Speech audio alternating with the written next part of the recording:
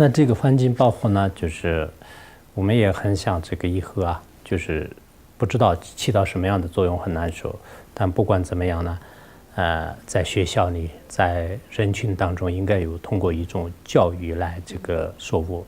那么在美国学校这边呢，就是有没有学校的这个教育，就是给他们提供，或者是我们像藏地的这个人们也好，在寺院里面也好，就是以后就是怎么样这个通过教育来提升这个环保的这种理念。Yeah, I mean, the U.S. has environmental education probably has probably a longer history than in China. There are people who study environmental education in China now. It's a pretty recent program. A lot of people still come to the U.S. To study it. I know like Sichuan Daxue has really good environmental education.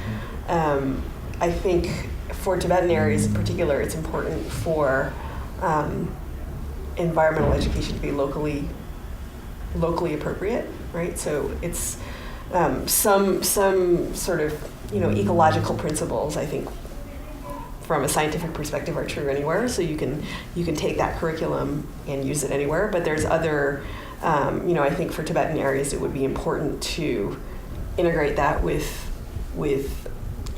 culturally appropriate and relevant ways of talking about the environment.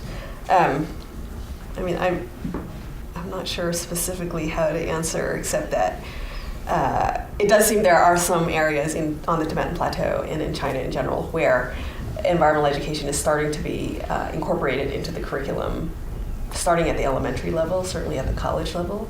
And I think that expanding that, learning from examples that already exist, maybe getting more resources to develop these curriculum and to spread them would be important. But it's not totally non-existent. I mean, it does exist. It just needs to be, I think, expanded. I actually recently got there's an NGO in Lanzhou called, I forgot the name of it, but they were working in Machu, and they developed a whole bunch of Tibetan environmental education curriculum. I have some at home. I can bring them. But they do ecological principles, but they also went and talked to a lot of old people and collected stories that were related to environmental protection. So I think the problem is that these efforts are very small and not so widespread. But maybe through the internet or through other resources, I think there are resources that are starting to be created, and more exchange between different Tibetan areas would be great. 不客气。不客气。不客气。